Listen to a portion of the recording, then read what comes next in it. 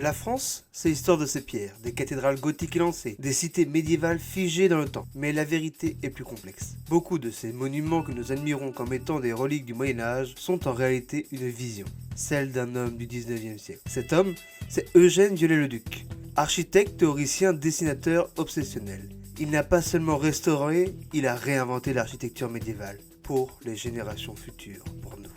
Notre question aujourd'hui est la suivante. Ce que nous voyons aujourd'hui est-il l'histoire ou le rêve de Viollet-le-Duc ? Car son travail n'était pas de réparer les dégâts, mais de rétablir chaque édifice dans un état d'unité et de perfection qu'il n'avait selon lui jamais atteint. Dans cette vidéo, chers pèlerins, nous allons décortiquer sa doctrine révolutionnaire, examiner son impact colossal sur tous les chantiers français et enfin affronter les diverses controverses qui entourent encore son héritage. Chers pèlerins, bienvenue. Mais avant, petite pub. Chers pèlerins qui voyagez à travers le temps avec nous, si ces périples au cœur de l'histoire vous plaisent, votre soutien est essentiel. Abonnez-vous et laissez un j'aime pour que ce savoir continue de voyager. Une refonte complète de la chaîne est en cours, n'hésitez pas à lâcher votre meilleur commentaire.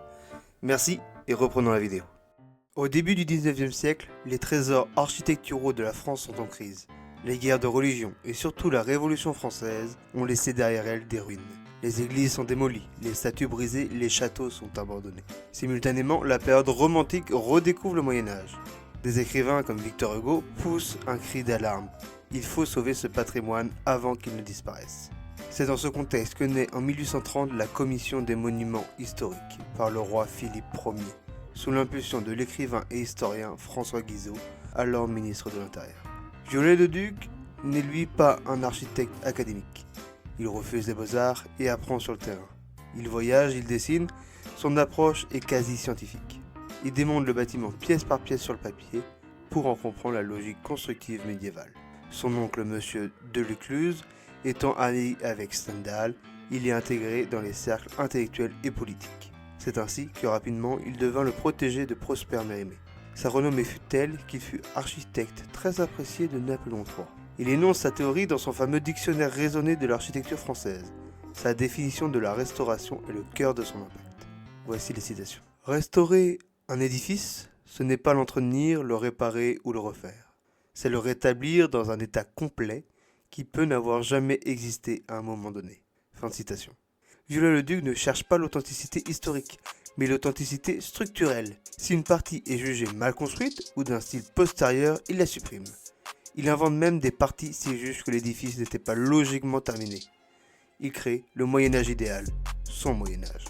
Théorie et vision, c'est une chose. Voyons maintenant comment cette doctrine révolutionnaire s'est manifestée sur le terrain. C'est sur les chantiers les plus prestigieux de France que Viollet-le-Duc va laisser son empreinte la plus durable et la plus controversée. L'exemple le plus emblématique est sans doute Notre-Dame de Paris. En 1844, la cathédrale est dans un état lamentable. La façade est endommagée, les sculptures mutilées et sa flèche d'origine en bois a disparu depuis des siècles. Viollet-le-Duc, associé à Jean-Baptiste Lassus, va s'attaquer à un projet colossal. Il va notamment décider de reconstruire la flèche. Or celle-ci ne visait pas à reproduire l'original dont on savait très peu de choses. Il conçoit une flèche gothique idéalisée, de bois et de plomb, plus haute et plus ornée, intégrant même sa propre effigie en Saint Thomas. Il peuple aussi la galerie haute de célèbres chimères, ces créatures fantastiques qui n'existaient pas avant lui. Ce sont des ajouts décoratifs purs. Il donne à la cathédrale une dimension romantique et dramatique très 19e siècle. L'ironie de l'histoire, c'est la flèche que le monde entier a regardé brûler en 2019.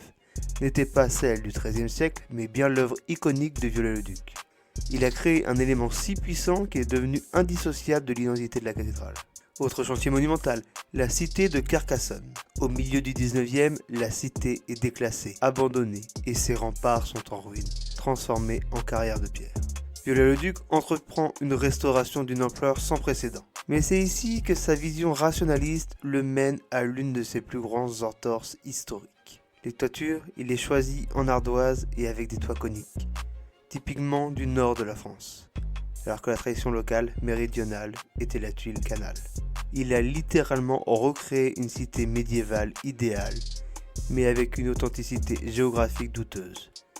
Carcassonne est devenue une icône du Moyen-Âge grâce à lui. Mais c'est un Moyen-Âge réinventé, un pastiche grandiose et spectaculaire. Son approche ne se limite pas à de simples restaurations.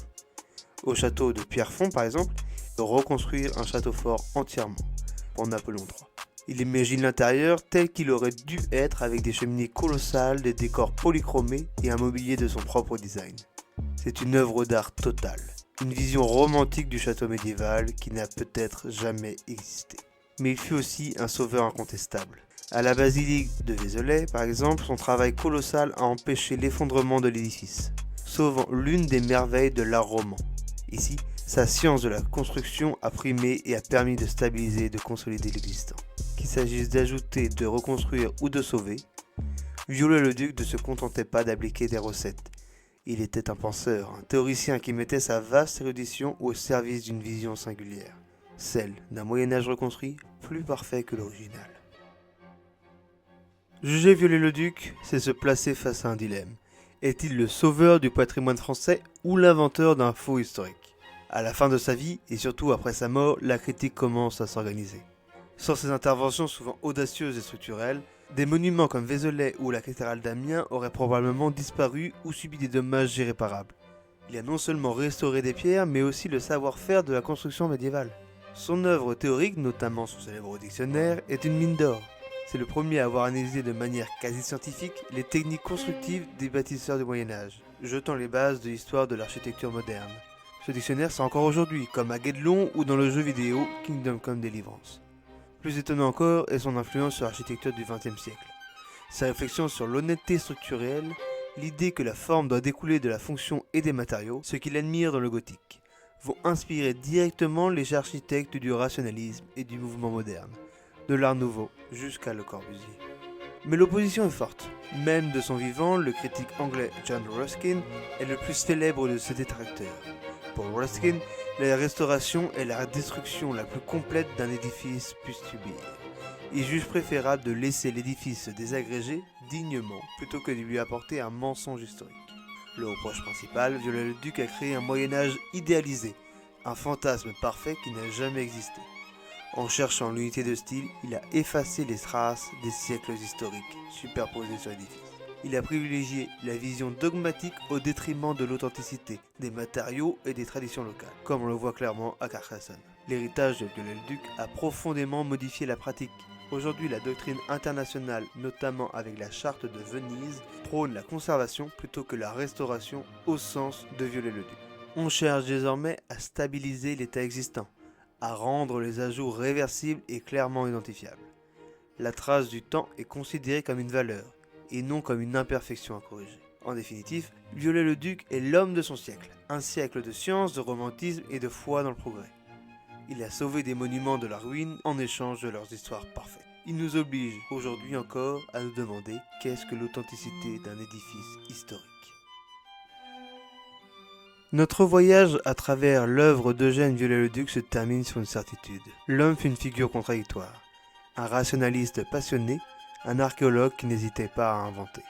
Sa vision, encapsulée dans sa définition de la restauration, a été une force destructrice des ajouts de l'histoire autant qu'une force créatrice d'un idéal. Il a remplacé l'histoire fragmentée par un Moyen-Âge cohérent, logique et stylistiquement pur, selon les critères du 19e. Nous ne pouvons pas le juger avec nos critères actuels. À l'époque, il était le seul rempart contre la ruine totale. Il a pris, une décision radicale. Choisir la survie du monument, quitte à sacrifier son authenticité historique stricte. L'héritage de Viollet-le-Duc est donc la structure même de notre perception du patrimoine médiéval. Il est le grand médiateur qui, entre les bâtisseurs du Moyen-Âge et nous, a interposé sa puissante vision. La prochaine fois que vous visiterez un monument médiéval en France, regardez bien les pierres. Certaines parlent de 1000 ans d'histoire, d'autres parlent de l'histoire du 19e, celle de l'homme qui a dessiné le Moyen-Âge idéal. Et vous, amis pèlerins, que pensez-vous de la doctrine de Viollet-le-Duc ? Était-il un sauveur ou un falsificateur ? Laissez votre avis en commentaire et on se dit à la prochaine vidéo. Merci d'avoir regardé. Si cette épopée vous a passionné, abonnez-vous pour ne rater aucune de nos explorations historiques. Et dites-moi en commentaire quelle nouvelle histoire vous voulez qu'on aborde. Salut les pèlerins. De reprendre la route, direction sud-ouest. Pour marquer une trêve, pour écrire un rêve. Au volant de my car, je me laisse guider. Vivant my US dream.